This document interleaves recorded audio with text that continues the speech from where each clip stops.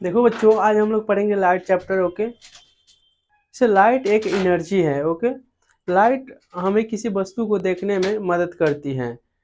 इसके बाद पढ़ेंगे particle nature of light. Particle nature of light. Okay, light के नेचर ऑफ लाइट के न्यूटन एक थ्योरी दिया जिसको बोलते हैं corpuscular theory. Newton's Newton's corpuscular theory. First of all Newton ने एक थ्योरी दिया जिसको क्या बोलते हैं, न्यूटन कर्पल्कस थ्योरी। न्यूटन ने बताया कि लाइट से जो है क्या निकलते हैं, पार्टिकल्स निकलते हैं। लेकिन इन्होंने साबित नहीं कर पाया कि लाइट जो है पार्टिकल हैं। ओके, लेकिन इन्होंने जो है साबित नहीं कर पाया। फिर दूसरे वैज्ञानिक आए, इन्होंने बताया कि लाइट जो है पार्टिकल तो हैं, लेकिन इन्होंने साबित कर पाया, जिनका नाम है क्या, आइंस्टीन। आइंस्टीन ने लाइट को क्या साबित कर दिया। एक एक का लिया सोलर प्लेट लिया, ठीक है, उस पर एक इंसिडेंट रे लिया और उससे देखा कि जितने इलेक्ट्रॉन के पार्टिकल्स हैं सभी बाहर निकल रहे हैं। और उसी थ्योरी पे इन्होंने साबित करके दिखाया कि लाइट जो है पार्टिकल हैं। उस थ्योरी को बोलते हैं क्या, light light electro effect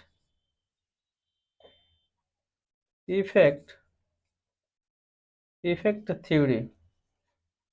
okay, प्रकाश विद्युत प्रभाव के सिद्धांत से इन्होंने जो है लाइट को कण सत्यापित कर दिया।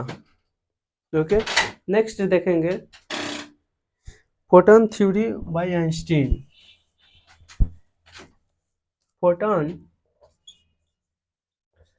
Photon theory by Einstein. अब फोटॉन्स नाम सबसे पहले दिया प्लैंक्स ने। ओके, अब आइंस्टीन ने एक एक प्लेट लिया, उस पर एक इंसिडेंट रे लाया। Okay, incident light,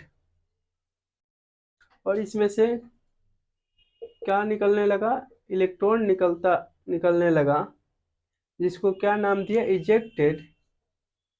ejected photo electron.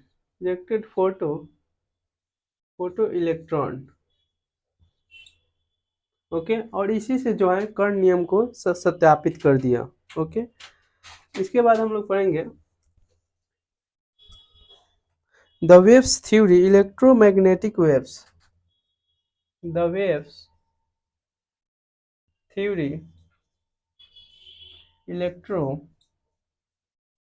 Electromagnetic wave. अब इसमें जो है अब लाइट को एक वैज्ञानिक आए जिन्होंने कहा कि लाइट जो है वेव है। उनका नाम है हाइजेन ने बताया कि लाइट जो है वेव है, लेकिन इन्होंने साबित नहीं कर पाया। फिर दूसरे वैज्ञानिक आए, इन्होंने भी कहा कि लाइट जो है वेव है, और उन्होंने साबित कर पाया, जिनका नाम है क्या, यंग ने साबित कर दिया कि लाइट जो है वेव है। और इन्होंने इंटरफेरेंस थ्योरी पे इन्होंने जो है लाइट को वेव साबित कर दिया। इंटरफेरेंस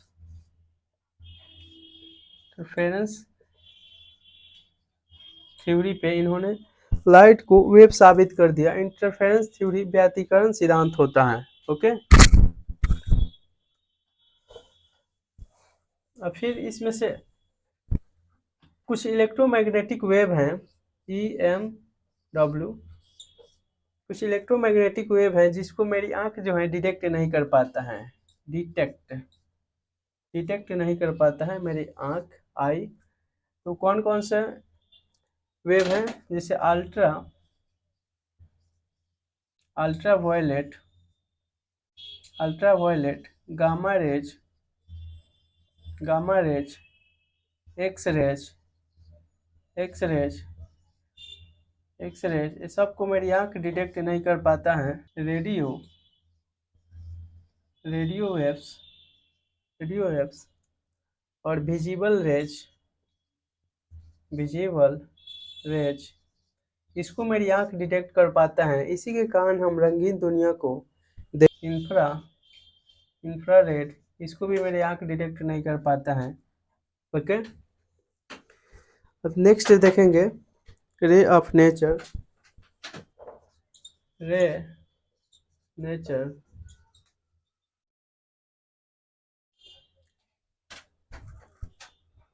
रे ऑफ नेचर में पढ़ेंगे, जब ये ब्राइटनेस हाई होगा, ब्राइटनेस ब्राइटनेस बढ़ेगा तो नंबर ऑफ फोटॉन्स बढ़ेगा घटेगा, बढ़ेगा। ब्राइटनेस हाई होगा तो नंबर ऑफ फोटॉन्स बढ़ेगा। फिर जहाँ fewer particle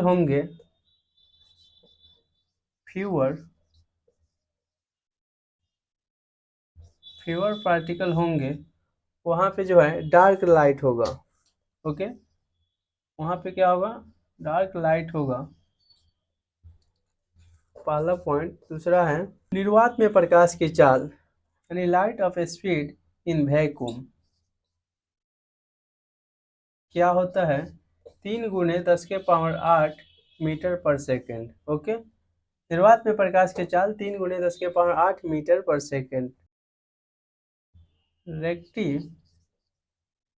rectilinear of motion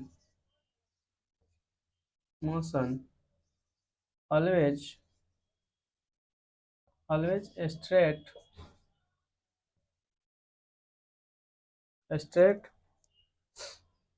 forward line।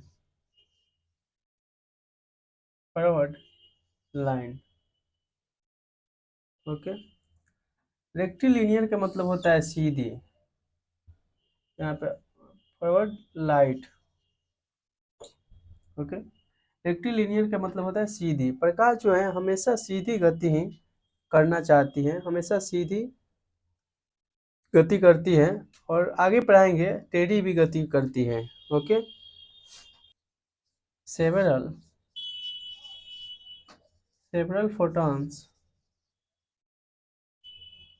Photons मिलकर लाइट रे बनाते हैं, और लाइट रे मिलकर बीम बनाती है। आप लोग बीम देखे हैं, से लेजर लाइट जलाने पे जो फोकस निकलता है वही क्या होता है, बीम होता है। उसकी जो फोकस होता है बहुत दूरी तक जाता है। ओके, उसमें जो है लाइट रे बहुत ज़्यादा कॉम्प्लिकेटेड होते हैं, मल्टीपल होते हैं, इसी के कारण वो जो है बीम के रूप में निकलती हैं। इसके लिए हम नेक्स्ट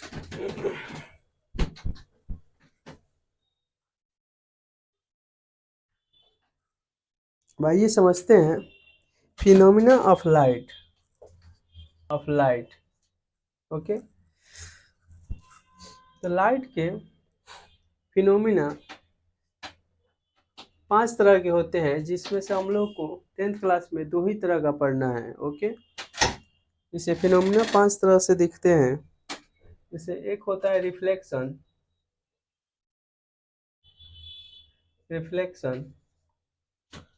ये जो है लाइट के फिनोमिना है रिफ्लेक्शन। दूसरा है रिफ्रैक्शन। तीसरा है पोलराइजेशन,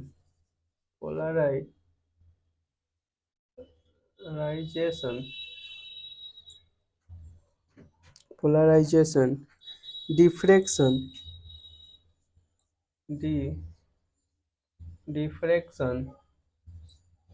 पांचवा है इंटरफेरेंस।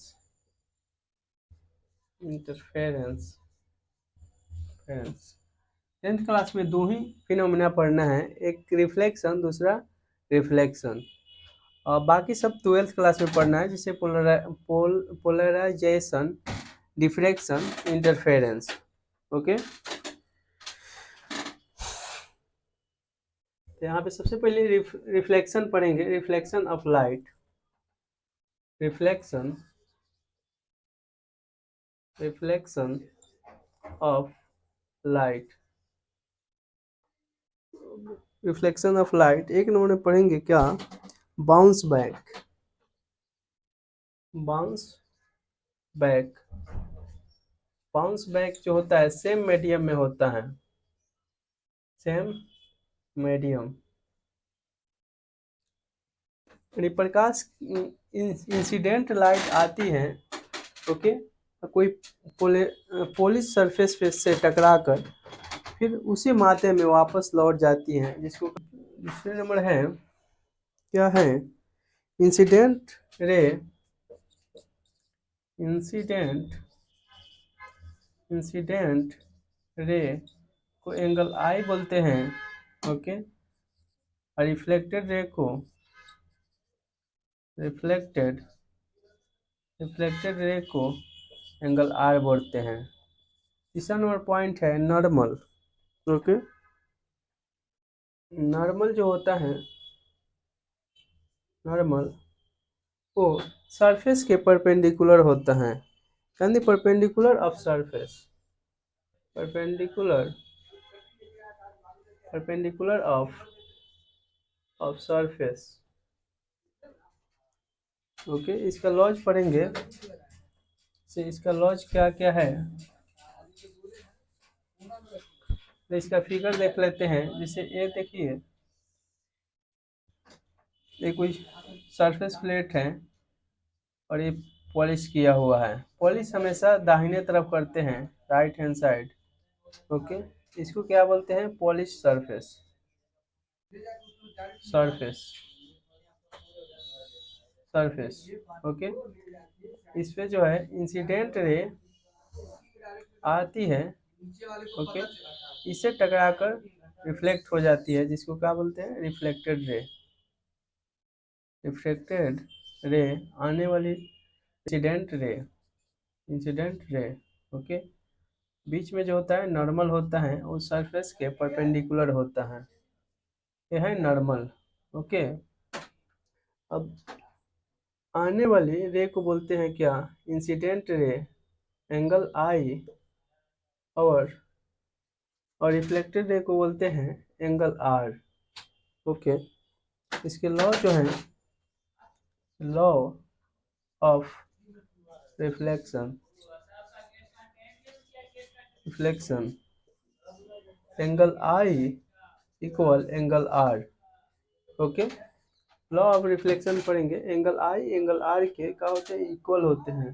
दूसरा लॉ है, अब incident ray, reflected ray, okay, and normal, ये जो होते हैं ऑल इन